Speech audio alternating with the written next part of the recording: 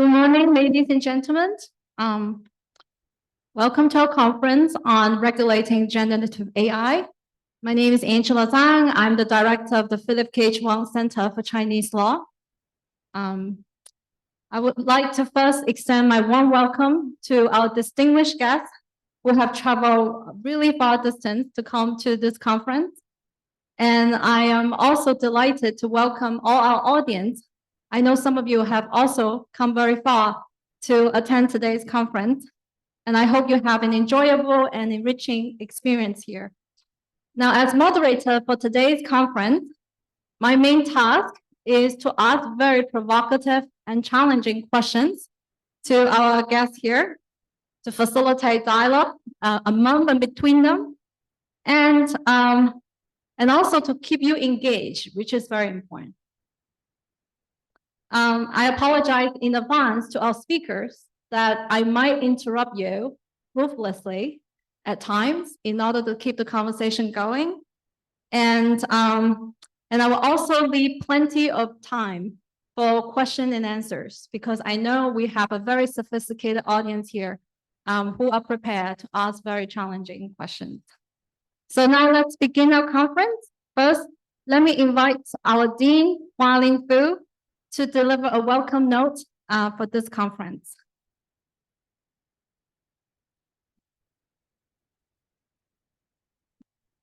Thank you very much. Let me say it in Chinese that 各位的光临让香港大学法律学院蓬荜生辉，非常感谢。So that's what I get from ChatGPT, the translation. Your presence honored us. Thank you so much.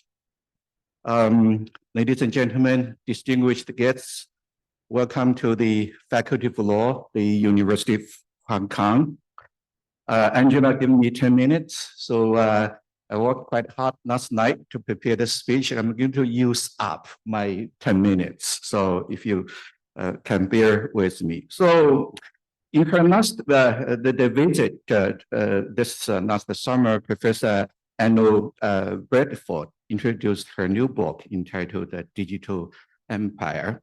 In the book, which she kindly gave me a copy, which I'm still in the middle of it, she presented the three ideal types of regulatory regime for digital technology: the EU, the US, and China. I will call it the big three. According to Professor Bradford, the EU presents a right-based model, the US a market-driven model, and in China a state-led model. So the universe of AI is evolving in a rapid pace. The major regulatory events have occurred since the publication of her book. China has been particularly proactive by global standards in developing a regulatory framework for AI with the aim of balancing, fostering innovation while maintaining control over technology. This year in the summer, July 13th, the CAC, the Cyberspace Administration of China, along with a few other government agencies, issued interim measures to regulate AI, which has been effective in the past 3 months. The Chinese regulation is said to be very commercial, research, and innovation friendly, will also recognize possible foreign investment in developing and provide generative AI services in China. So in essence, the Chinese standard is not purely state-centric, focused only on protecting state interests.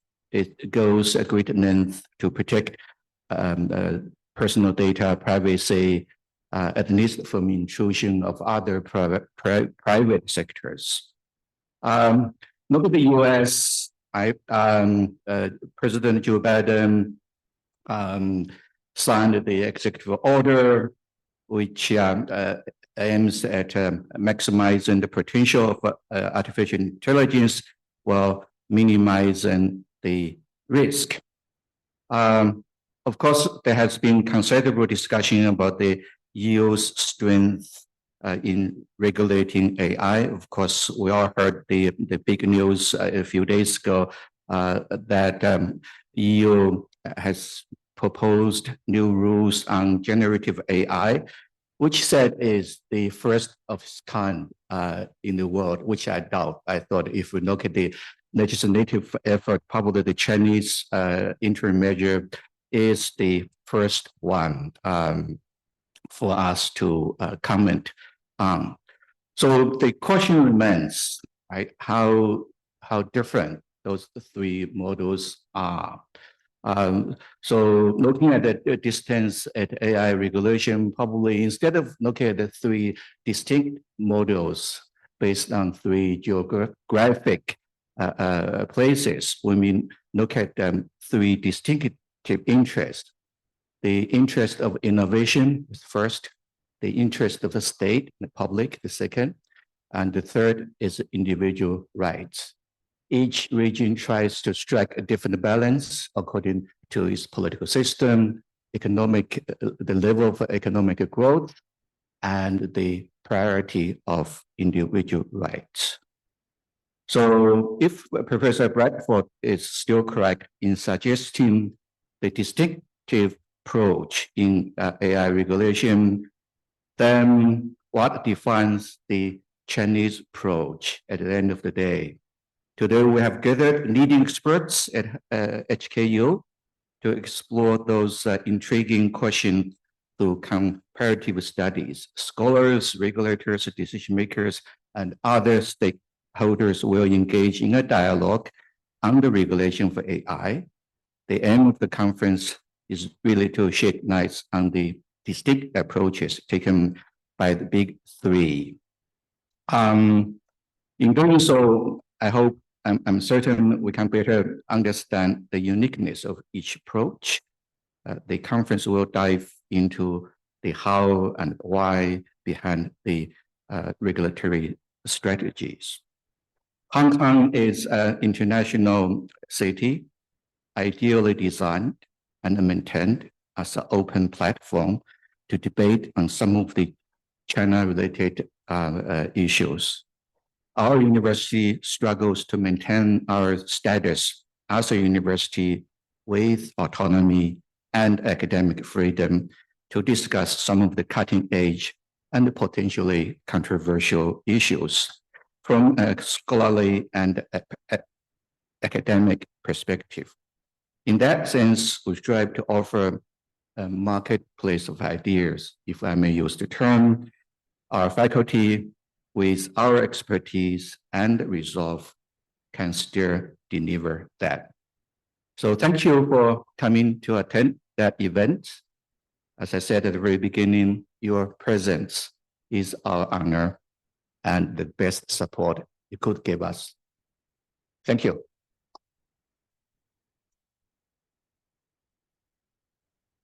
Thank you, Dean Fu. Now, let me invite Professor Benedict Kingsbury to give us a keynote speech for today's conference. Professor Benedict Kingsbury is the Vice Dean and Murray and Ida Becker Professor of Law at NYU School of Law. He has directed the Institute for International Law and Justice since 2002 and is the Faculty Director of the Giannini Institute of Global Legal Studies and its Global Law and Tech Initiative launched in 2018. He was also the Joint Editor-in-Chief of the Century-Old American Journal International Law. By the way, I submitted to this journal twice and was rejected. I wish I knew you earlier. Now you no longer serve as the editor, and I no longer write about international law. Now his current work focuses on space and law and governance issues and infrastructure as regulation and global data law and AI. So, your floor, please. Yeah.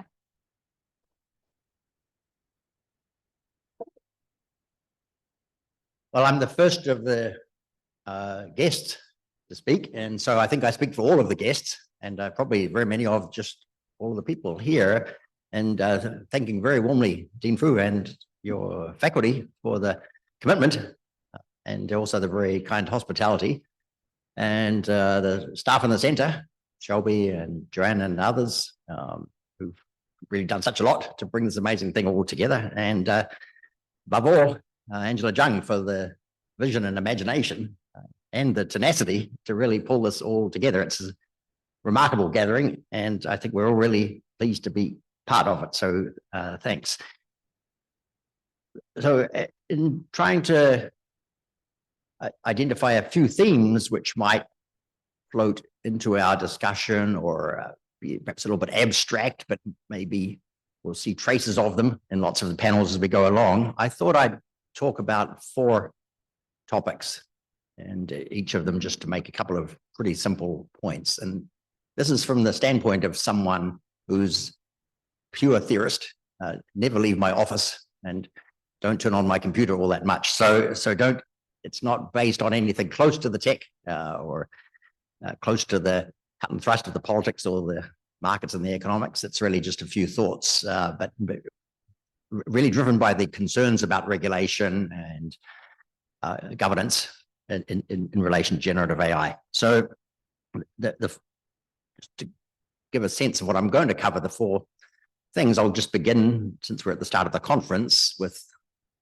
simple definition of generative AI, but in particular, the one take home from that little part is that from my point of view, it's all about the data. So whatever else you see in the communication, it's all about the data. I'll come back to it. Second, I want to make the argument, it's not my argument, people have written this, but that it's probably misleading to think of generative AI as being about intelligence. And at the moment, it's really about information and communication. And the intelligence idea, of course, it's important, but it pulls the thinking in a slightly, I think, confusing direction, thinking of the regulation. So I'll try to make that point. And then the next argument I want to present is that it's helpful to think about generative AI not only as technology and not only as systems, as AI systems, but also as infrastructure. And to think infrastructurally about generative AI, that's the kind of argument that I want to try to get there. And finally, I want to turn a bit to the futures. Americans, Canadians are very fond of ice hockey, and corporate CEOs, they have a lot of things they say about different things. One of them, which is, I've got to monetize my data. But another thing they say is that you don't skate where the puck is. In ice hockey, the thing you're chasing around like a ball, only it's going across the ice. You don't skate where it is, you skate to where it's going. So that is, where's the future, and think there. So to try to, lots of ways to pick up that, but the take home, which you'll think is very obscure, that I hope to give from that point, is that there's going to be more and more resemblances between AI governance and climate governance. Okay, so that's the themes. Now to go into them a little bit. Well, generative AI. So Dean Fu just mentioned the US executive order from October the 30th of this year, and that defines generative AI as the class of AI models that emulate the structure and characteristics of the input data in order to generate synthetic content. So that's the setup there, input data and synthetic content coming out, and that it can include images, videos, audio, text, and other digital content. There's lots of definitions, including the CAC as one. So I just wanted to put that in one's mind to start the discussion. So we all exploring what's in this thing beyond the brand names, beyond GPT or BERT or BARD. So what's there? And I just want to note 2 points about that, this idea. The first is that generative AI these days is multimodal. That is, the more sophisticated products are delivering lots of media at once, image to text, very familiar, say, and some of the newer proposals, at least, are for a close integration of those multiple modes at all levels, that is from the base upwards. So they'll each be running native in the system, so not having to translate one to the other. So the kind of second point I really want to emphasize about this is that although we see the inputs sometimes as content because they're intelligible, humans can read them or see the images, and we certainly see the output of a Stable Diffusion or ChatGPT as content because humans can experience it. The core of this is really data. Of course, this discussion about data is fundamental to the training, then the testing, and some of the evaluation. And then it comes in again, sometimes in some of the fine tuning. So there's an input that's pretty familiar. But the idea that the models have an output of data, I think it's important to keep that in mind as we get more and more models producing the data, which is then used to train the models. So that as the output of foundation models is then used to train the models. So that more and more the models are going to be trained on synthetic data, that is on machine-produced data, not human-originated data or data picked up from the natural world. And some of the designs for so-called small language models, more specialist areas, now imagine they'll be trained on data which is produced for them by a large language model. So that point, I think, is it invites us to think about the recursivity question. That is, what will the world be like when the data itself is overwhelmingly synthetic? That is, what will be the understanding which comes from these models? How does that relate to human experience and values and senses of self? So that's going to be an issue everywhere.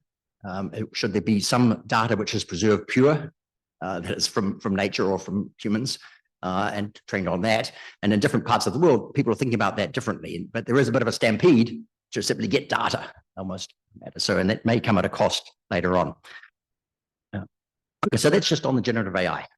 Now, turning then to the kind of first general point that I wanted to make, which is that it may be helpful to focus on generative AI in its current situation, at least, as being about information and communication.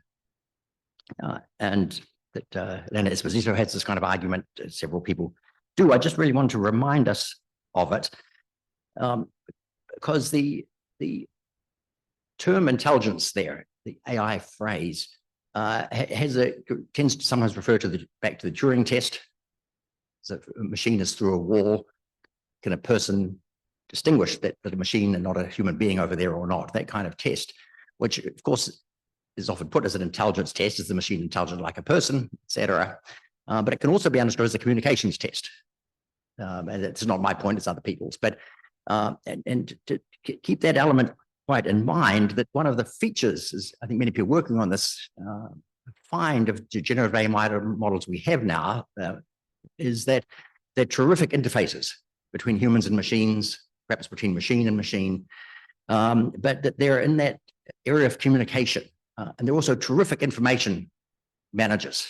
They can take an enormous amount, analyze it, produce suggestions, recommendations, etc. So those features are fundamental about where they are, but the intelligence idea tends to pull the thinking down the track to where these current models are not yet. And quite a lot of the discussion is about regulation of things which the AI might do. Some of these models might be part of doing it, but it's not there yet. So and there's a way in which some of that regulation discussion that is about the risks, it has the image of emergency, of slow emergency in which we are always living, and in which a kind of regulation is called for almost in a panic because of the risks that may be catastrophic, even if they're very small. But some of that discussion, of course, it's kind of fundamental to the whole field, but some of that discussion risks then gliding over some of the really practical things which are implied in this form of information and communication. So if we think of it as communication, then of course generative AI, Debrosio has pointed this out, it's a communication partner. to humans, or a communication partner to other machines. And what that partnership means for each of the actors, each of the agents, really involves a lot of deep thinking. I think in the end of what is a human about, when that's it's that kind of interaction, and how could those machines be designed to address those functions. Now, and when we think of information and communication at the center in the US, that then triggers an intense discussion about the First Amendment, freedom of information, freedom of communication, not putting restrictions on those. In China, of course, that's the same sort of issues, but played out probably somewhat differently. But it's a different discussion from the discussion about existential risk, say about kind of core security, about survival. And when it's in the information communication space, I think is what we see in the US is we get the debate, which is now there. And if you remember one phrase from this, if you haven't come across this already from the American discussions, it's spicy mayo. Spicy mayo. You may be able to order that at the cafeteria downstairs. I'm not sure. Mayo is, no mayonnaise, stuff you put in salads and sandwiches and all that. Spicy is like spicy. And someone asked Llama, the meta version of Llama, I think of Llama 2, not the open source version, but the meta version, which has guardrails. So you can't get it to do all the things you might want. Someone asked it for a recipe for dangerously spicy mayo. They wanted to make that at home. And the machine said, oh, I'm sorry, we can't do that. We can't give you a recipe for dangerously spicy mayo. Well, it's dangerous where the machine has been trained and probably through the prompt engineering not to allow that. So this has led to a backlash by people saying, look, this is stultifying the creative possibilities of these models. The companies have got the big companies have got too preoccupied with controlling those risks. They're too worried about the exposure. They're fearful also of horrible things happening. They don't want there to be bias and hate and so forth in these things. They don't want, if they can, too much misinformation or inaccuracy or people relying on it and taking the wrong medicines. Or there's a lot of things that companies are trying to control in their current public-facing products anyway, and even in some of the others. But this has led to a backlash, fairly typical in the US, which says, look, we've got to be able to be free to use this. It's like software, we've got to just be able to make it. And so this has led to a clamor for the open sourcing of models, which is what Meta did with Llama. So you get a version without the guardrails, which you can then build other things on. And for other forms of making the things available without the companies mollycoddling or soliciting or intermediating there. And I think that would be a different discussion if the dominant thinking, at least in the US, was that these models were imminently going to cause real alignment disasters. That is, if it's beyond the ones that are familiar and are serious but are mentioned, and if it goes into the models or some future AI systems becoming agents in themselves, being able to replicate, to capture resources, computing resources. The machines, of course, write code very well, and they may code, and then if they have the capacity to execute that code, if there's an integration between these models and robotics, say, so they have kinetic force in the world, if they get some kind of tools that they can operate, all of those kind of questions are in the range of serious alignment problems, which are not really just in the communication information space. So, but there's a challenge of how to regulate this, how to think in regulative terms. Is it communication information, or is it that kind of existential risk? And there's another question: what's the public and professional debate assuming here? Okay, so that's at least a thought. And at the moment, it seems to be more in the information and communication space, but we can come back to that. Okay, Scott, second point I wanted to float here is the idea that we often hear the phrase technology and think, well, this is another new technology. So the UN Secretary General has said, well, this is something like nuclear weapons or nuclear material. Maybe there should be an agency, a bit like the IAEA for AI, say. So it's characterizing technology. Then other people say, no, it's really difficult to regulate technology. You should be technology neutral, but things move too fast. It's not a viable strategy. And unless the technology is not deployed at all, you could prohibit some technology maybe, but once it's moving and it's around the world and big scale, it's hard to regulate just on technology. So a lot of other people say, and the EU has talked about this, well, let's regulate AI systems somehow. So it's focused on the systems feature. And then we have the inputs and the outputs, and we're going to have the data, and then we're going to have the prompt engineering and the fine tuning and the alignment adjustments, and some evaluation process, and then perhaps applications built onto it. Let's focus on all of that, and maybe we can see it with feedback loops. That is a system which moves. Maybe it's going to be a dynamic and a complex system. Then we can build red teaming evaluations in the world of systems.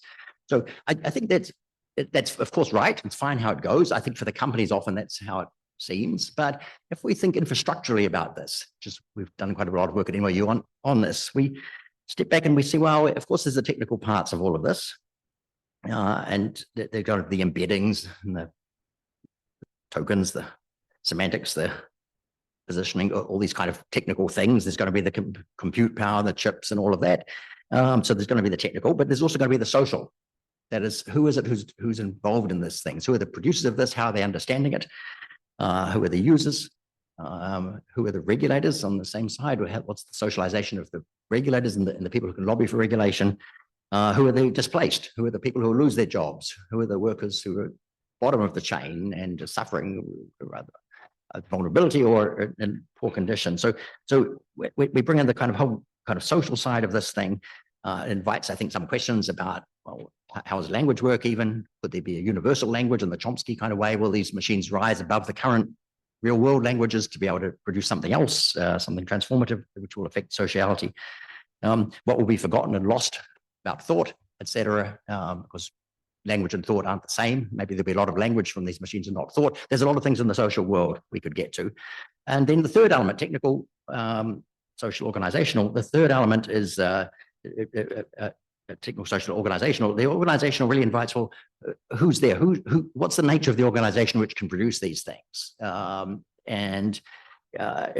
What's the nature of the people who have to regulate? So in some ways, universities are regulating rather feebly, in a university, or the law society or bar association is regulating, trying to say, well, here's the professional standards for using generative AI. So there's rather modest use case type of regulators. And then there are going to be the bigger scale, the states, the governments, thinking, what do they want to do? Are they going to try to command and control this? Are they going to nudge it?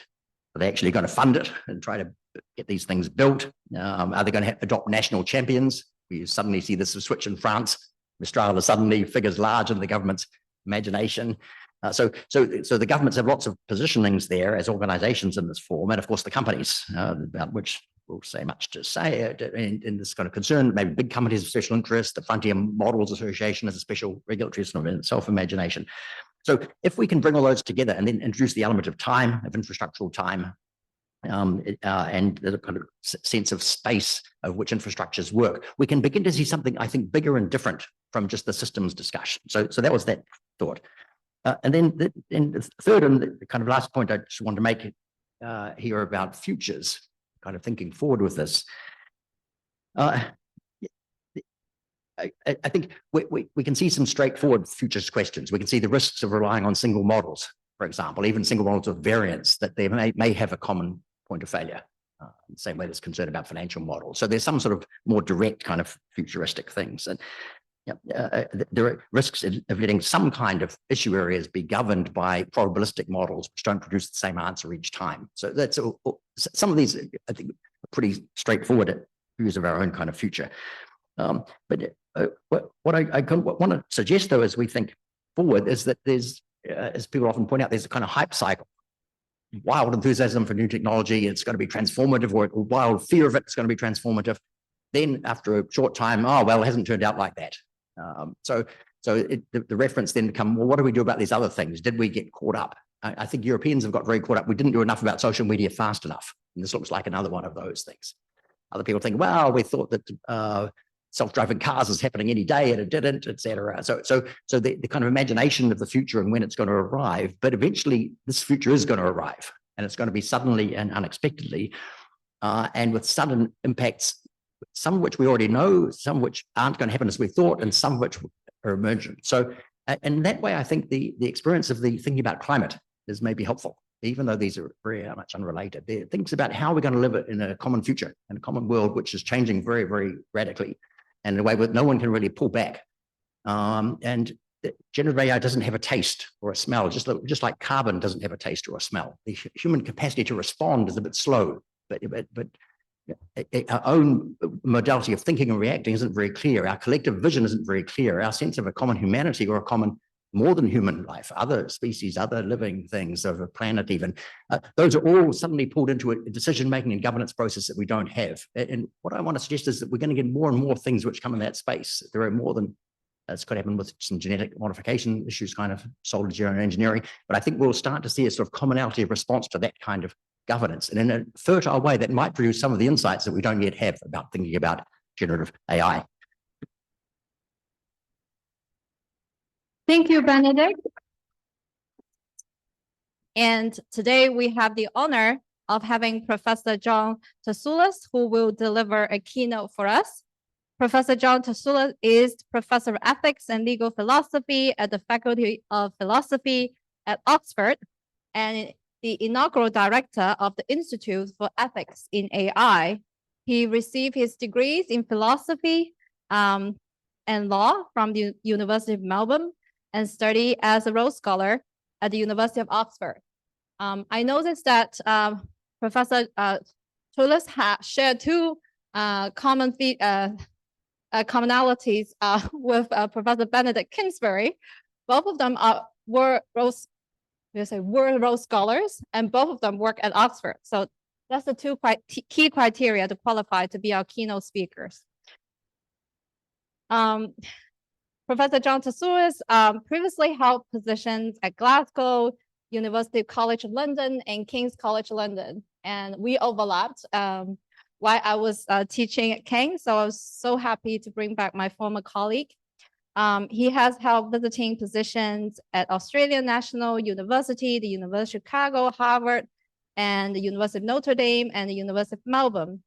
He has acted as consultant to the World Bank and a member of the International Advisory Board, Panel for the Futures of Science and Technology, European Parliament. And he is currently pursuing a project developing a humanistic ethics of AI, which is funded by the Smith's Futures AI 2050 program. And in fact, a few days before today's conference, Professor Tasioulas have already given us a wonderful talk on the human decisions to AI, right? That is will be available on our website. So I really look forward to your keynote this morning. Welcome.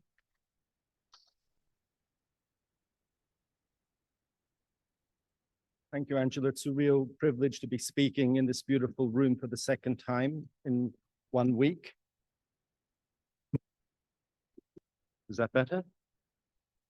And thank you to the HKU Law Faculty for its hospitality. To Angela, who remains a force of nature, as I remember her from the time we were colleagues together. Shelby and Joanne, who've been very compassionate and efficient in their dealings. And also the speakers yesterday for a really fantastic discussion. I'm, of course, a philosopher, so this is going to be the light entertainment part of the conference. And I'm going to focus on 3 themes in the regulation of AI. First, the plurality of values that have to underlie regulatory schemes. Second, the importance of democratic participation in translating these values into regulation. And thirdly, if there's time, the role that universities can play in this domain. And this conference has already been a great illustration of that. So regulation is about creating and implementing rules that are sufficiently action guiding to enable us to realize our values in a more effective way. And the challenges posed by AI technology are so novel and profound that they force us to re-examine those underlying values. We need to do this both to interpret existing regulatory standards and more radically in order to create potentially new standards. And Angela was referring to my talk on the right to a human decision, which may be a new standard we have to create in light of the age of AI. Moreover, AI is a totalizing technology in the sense that it pervades and it potentially has a transformative impact on all domains of human life, both public and private. And partly for this reason, the adequate regulation of AI requires that we address its implication for the full range of human values, values like human rights, the rule of law, environmental protection, efficiency, prosperity, but also values like personal achievement. You know, how can you achieve things in life when there are machines that can do it more effectively? Love, mercy, and so on. Now, in speaking of the full range of values, I'm assuming that value is a highly pluralistic domain, that there are multiple and distinct values, that there can be conflicts amongst these values in particular cases, and that there is a need for judgment to resolve the conflicts and tensions that arise. So this value pluralism is a big part of the work that I'm doing, and I'm doing it at different levels. So for example, with the brilliant AI scientist Ye-Jin Choi, based at the University of Washington, we're working on developing, or have worked on developing, an AI system that is responsive to the plurality of values. So that's at a very specific end. At a more general end, I'm trying to bring a perspective of the ancient Greek philosopher Aristotle, who I think is a great source for pluralistic thinking. And together with Josh Ober at the University of, at Stanford University, we're going to hold a conference in Athens on Aristotelian approaches to AI ethics. And part of the idea is that these approaches help bring a more pluralistic outlook. So you're very welcome to attend that conference. That will be June 20th, I think, in Athens. Another place where even in winter, there's sunshine.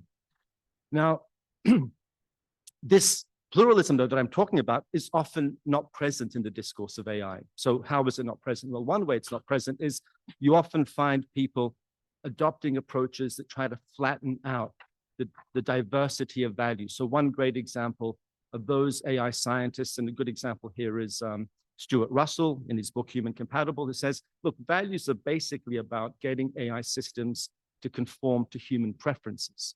So if an AI system conforms to human preferences, then it's acting in accordance with values. But of course, values are not preferences. Our preferences can be misguided. They can be based on prejudice, etc. They can be the products of oppression. So you cannot simply identify a value with what preferences people happen to have.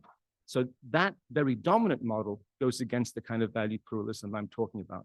There's another model that people often use when they reject the preference model, and that's human rights. And I think human rights is a much more promising value base for regulation. But the problem with it is that it's inadequate. It's not enough, because not everything that we value can be shoehorned into the concept of human rights. When we care about, for example, whether the whale becomes extinct, that is not a human rights matter. So there are environmental issues that go beyond the concern with human interests. And there are also things that are very important in our lives, like mercy or love, to which we do not have a right. So there has to be a broader understanding, and human rights, we simply limit ourselves to that, is too confining. Now, this value pluralism is also a reason for being wary of government efforts to frame AI regulatory endeavors under a single overarching rubric, such as trust or the good or safety. So to give one example of this, when the UK government announced that its international gathering at Bletchley Park last month would be a summit on AI safety, many of us felt that this was giving excessive significance to the discourse of existential risk around AI, with the result that other concerns, often more pressing and immediate, would be unduly marginalized. So to be clear, it's not that I think that we can totally discount the worry that AI might spiral out of control and annihilate humanity, either through some eccentric attempt to realize a goal that we've given it, or in pursuit of its own goals. But this scenario not only rests on a series of contestable empirical and conceptual assumptions regarding how AI technology is likely to evolve and on what timeline, and also assumptions about what intelligence is. I mean, would a truly intelligent being destroy the whole of humanity in order to create more paperclips? That's a very weird understanding of intelligence. But perhaps more importantly, the prominence given to the existential risk issue often depends on highly contestable ethical assumptions. And those who force this issue to the forefront often adopt a very sort of contestable form of utilitarianism that says ethics is about maximizing well-being, which is a problem, because if you simply maximize well-being, there's no limit to the atrocities you might be forced to commit in order to bring about the maximization. And second, on the contestable assumption that the value of lives of people thousands of years in the future are to be weighed equally to people existing here and now.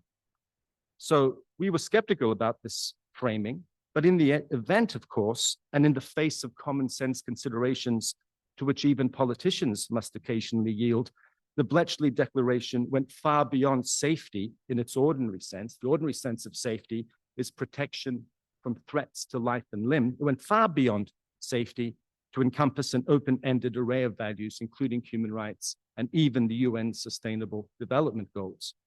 So no harm done, you might think. Perhaps safety and the robot apocalypse scenario it signals were deployed as effective rhetorical means of attracting the attention of a wider public and bringing to the summit table parties with disparate ideological perspectives. After all, who could oppose AI safety with a straight face, whatever their political leanings? And certainly, I think one of the summit's biggest achievements was that China was included, since there can be no effective global regulation of AI without China's involvement. But I think there's another problem with all-encompassing rubrics like safety, quite apart from the fact that they include or cloud the fact that there's a plurality of values. And I think the second problem is that these rubrics, and safety is a prime example, threaten to present the ethically and politically contentious issues around AI regulation as primarily technical issues to be resolved by experts. It's as if the goals of regulation are clear and uncontentious, and that the real work that needs to be done involves using scientific and bureaucratic expertise to devise efficient and effective mechanisms for securing those goals. But what threatens to get lost in this process are two truths. First, that regulation is not primarily a matter of technical expertise. It involves a whole series of potentially difficult value judgments.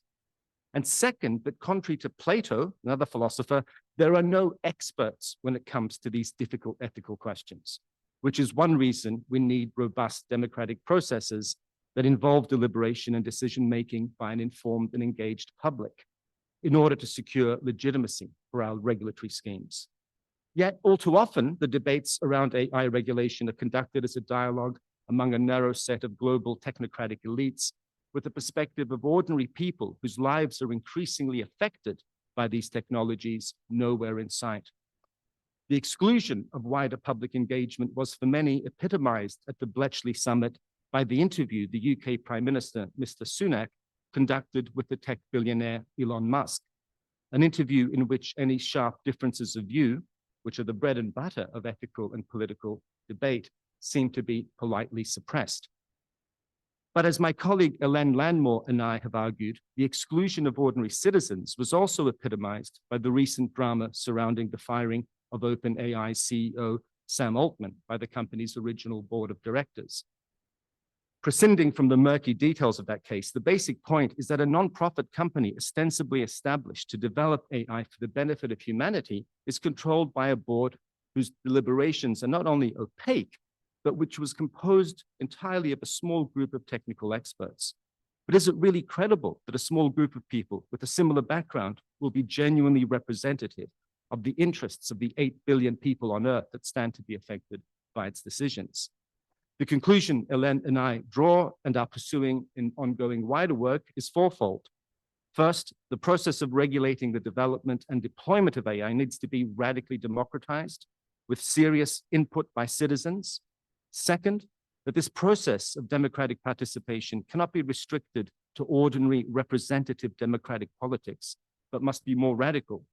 For example, using mechanisms like citizen assemblies, sortition, dynamic forms of representation, not confined to a professional class of politicians.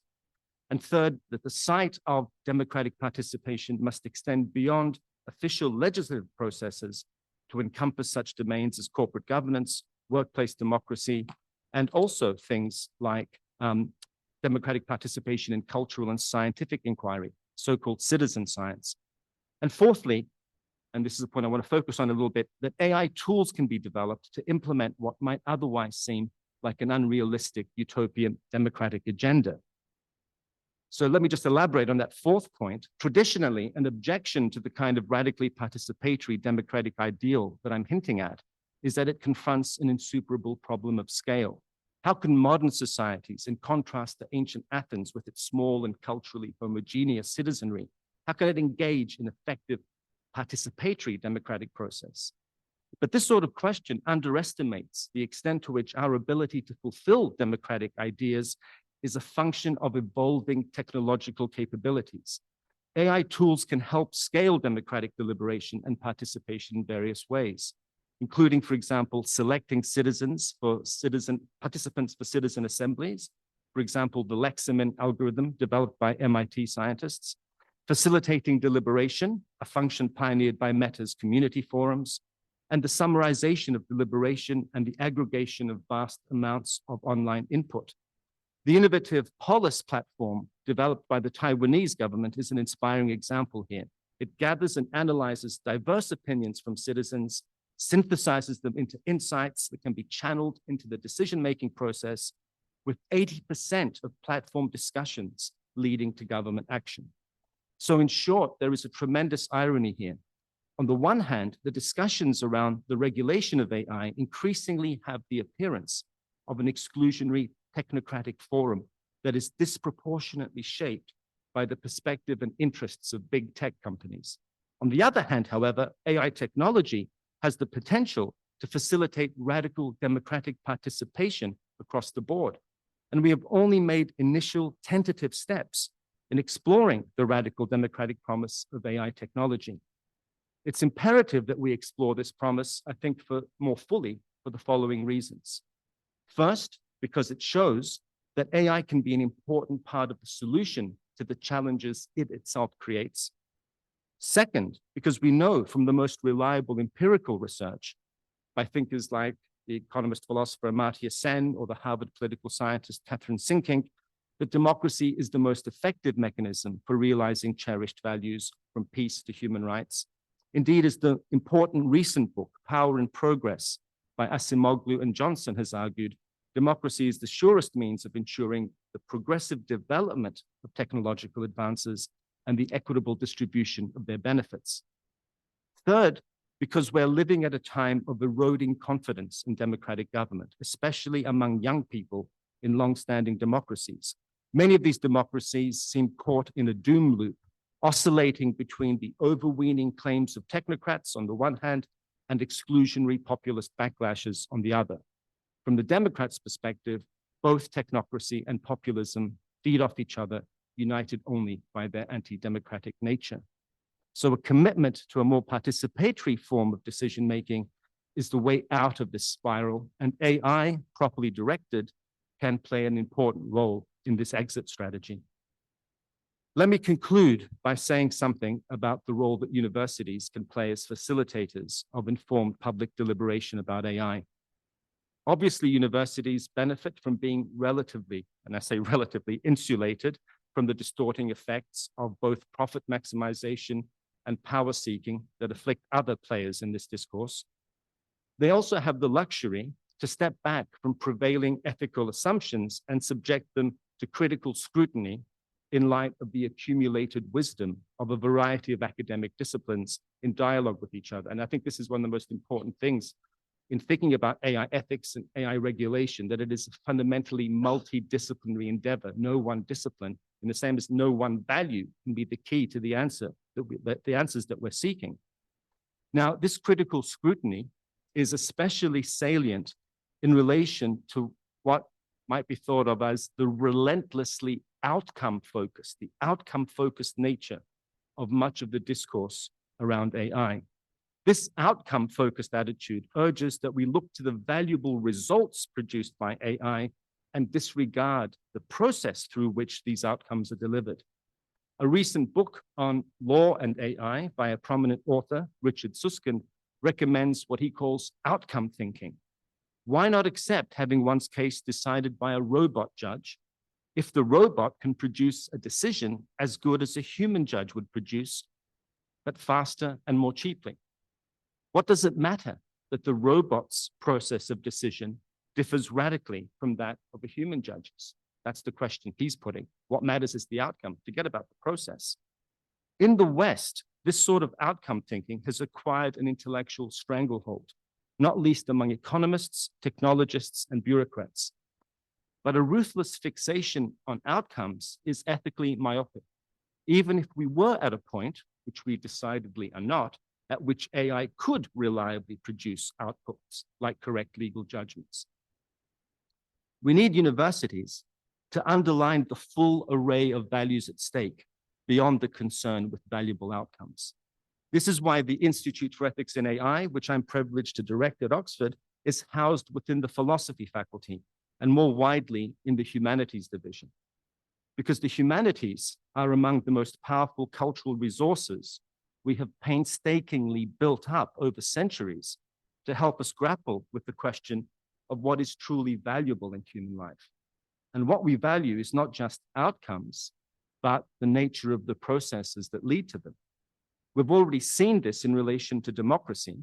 Democracy is not just a mechanism for superior decisions. So many people think because of the cognitive diversity involved in democratic deliberation, you'll get better outputs, better decisions. But it's also valuable as a process of deliberation and decision in which we engage with each other respectfully as free and equal citizens. We see this with the value of work. Work is not just a means of securing an income, something that could be replaced easily by a universal basic income, nor is it simply a process for creating a valuable, socially valued product.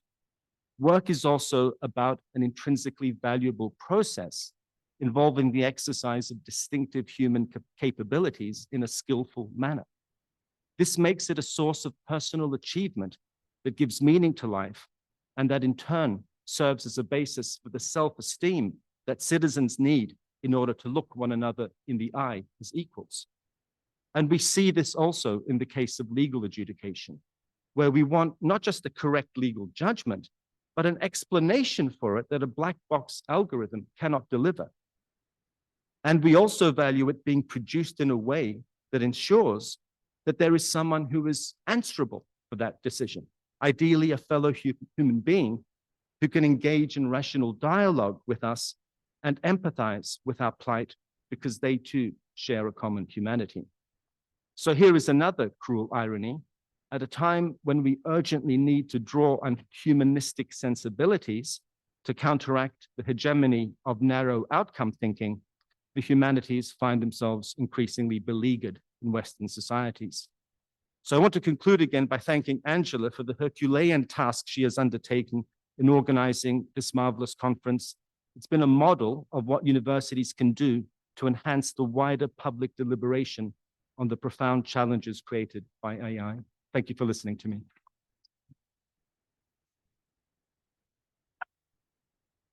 Thank you so much, John. I would like to tell you who we are, okay? As a program director, before I conclude today's program and begin the reception, let me take this opportunity to introduce our Center for Chinese Law with a short video, just 6 minutes.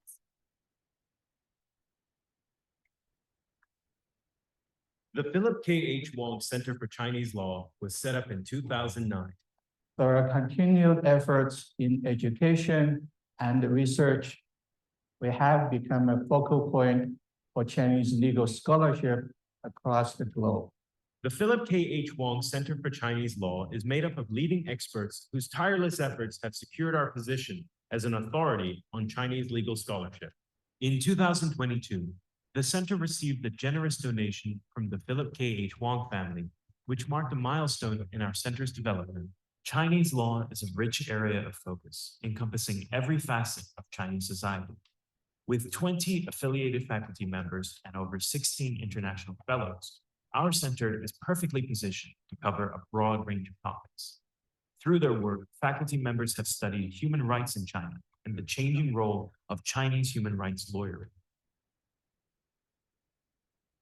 They've charted the development of constitutionality in Greater China amidst the many political forces shaping this dynamic story.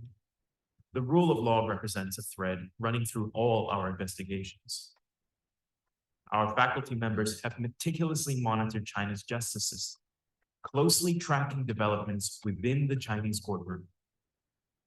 They've explored how Chinese judges make their decisions and how they employ the myriad resources available to them. The changing face of dispute resolution in China has taken our center beyond the Chinese court. Our faculty members have taken a keen interest in arbitration and the role alternative dispute resolution has to play in a globalized China. China's rapid technological development has paved the way for a new intellectual property regime. The Chinese business sector's explosive growth has seen the need for a host of intricate regulatory solutions.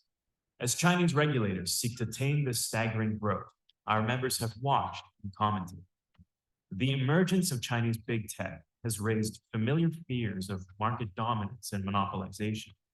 Amidst this climate, our members have seen the birth of a nascent, distinct, and uniquely Chinese antitrust regulatory order. Faculty members have kept track as China's intensified global engagement echoes around the world.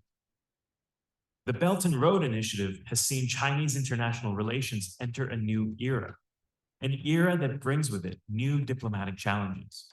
And these challenges have prompted us to explore the complex relationship between Chinese domestic law and the international system. They've also made us look beyond the globe toward outer space. International cooperation is vital to success in this frontier. Understanding that cooperation is equally vital to our scholarship. While asking these big picture questions, faculty members have turned to local issues, exploring Hong Kong's legal development. Hong Kong's unique constitutional order has opened countless lines of inquiry for our members. The changing conception of one country, two systems has been a core focus for our Hong Kong experts. Hong Kong's role as a special administrative region is inextricably connected to mainland affairs. How the cross-border relationship is managed and where its future lies is of great importance to our work. Chinese law is a vast subject, one that requires a range of methodological approaches. Our members recognize this and have used interdisciplinary techniques such as empirical analysis of large data sets and statistical inferences to draw legal conclusions. Historical and political perspectives also feature heavily in the work of some of our members. As Chinese law is connected to all aspects of Chinese life, we recognize the importance of exploring sociological, philosophical, and comparative legal perspectives in our work. Our affiliated faculty members are highly sought out commentators, frequently appearing on major news networks to share their expertise with the public. Over the years, the Center for Chinese Law's prolific output has been recognized by leading institutions from around the world. Our faculty members have received a number of international awards for their exemplary output. We are continually holding events that are relevant, insightful, and timely. Throughout the pandemic, our center has adapted by hosting events online, as well as producing work related to the direct legal implications of the COVID-19 crisis. We are committed to creating an open learning environment, which is why the center's resources are available to all HKU students. The Master of Chinese Law, supported by the center, has attracted a highly diverse student body, not just in terms of culture, but also experience. The broad spectrum of professional backgrounds within our student body allows for a dynamic exchange in the classroom. Chinese law runs on a completely different system as well. And so I thought it would be absolutely fascinating to be able to understand that system and how it works in tandem with the Hong Kong system as well. Courses are theoretical and practical at the same time. We have wonderful professionals who have a wealth of experience in Chinese law practice. So learning from the best really allows me to get more exposure and deepen my knowledge in Chinese law. When I was posted to Hong Kong, there was a great opportunity to initiate my studies within this prestigious university that ranks so high in all global rankings. We are now at a critical time in the history of the city and shifting geopolitics. And I think that the center is really able to capitalize on this and offering an incredible privileged perspective on what's happening now. The intense challenges facing the East and West are likely to continue in the years to come. As the world's focus turns towards these challenges, the Center for Chinese Law will continue its mission to unravel the complexities operating beneath the surface, while fostering mutual understanding between China and the West. Okay, so give me 2 more minutes, okay, to do the shameless promotion of my center. Okay. So I would like to highlight 3 things about our center. First, we are very active. This is our center's website, HKU CCL, or if you search for Center for Chinese Law, University of Hong Kong, you will find us. You can see the front page. Here we are promoting, right? We are on all social media platforms you can imagine, okay? We are on Twitter. We are on WeChat. We now have over 15,000 followers on WeChat. You know, we do a lot of things. So, you know, our most recent post is on Goodreads, a recommendation from our faculty members of the center. We are on YouTube, where it's a great archive of resources, like things like today's talk. It will be recorded. It has been recorded. It will be uploaded to our YouTube channel. Because personally, because I do research in this area, I will go back to review some of the materials that our speakers cover today, because, you know, I might not catch everything, but these are great academic resources for you guys. If you're interested in studying, understanding the Chinese law and its practices, you take a look. I mean, here are playlists. And we are on Facebook, we are on LinkedIn, we are everywhere. So follow us, okay? The second thing I want to highlight is that we are very cool, okay? We're a very cool platform. We track the most cutting edge topics and questions. You can see, you know, before the personal information protection law was introduced, we have a series of lectures on that. When Xi Jinping was introducing the common prosperity slogan, we have the law and common prosperity series. You know, against the background of the rising, escalating US-China tension, we have a series on, you know, law and geopolitics. We also have run an international speaker series. And this semester, we have, you know, 5 talks on regulating generative AI. 4 of them are online. And now this is the big party, right? I mean, today you see, right? I mean, and we also have conferences. In June, we have a big conference on platform regulations. We also conference on, you know, one country, 2 system, empirical research conference, coping with legal challenges rising from the pandemic conference. So we are great resources. And above all, we are free. You know, this is just too good to be true, right? I mean, like today's conference, you know, I think the material and the stuff that we put together are worth a lot. And we didn't charge for anything. And we are going to serve you with wonderful food at the reception. I mean, like, it just, you get, how can you imagine? I mean, this kind of platform. So find us on the various social platforms. Okay, we're working very hard. We're very active. Follow us and get to know what we are doing. And I'm confident our center will provide a very valuable resource for you guys. Okay, so I will see you again tomorrow. Do fill out your evaluation form. Give us the recognition that we deserve, and return your earphone if you borrow one. Okay, see you in a bit on the 9th floor. Thank you.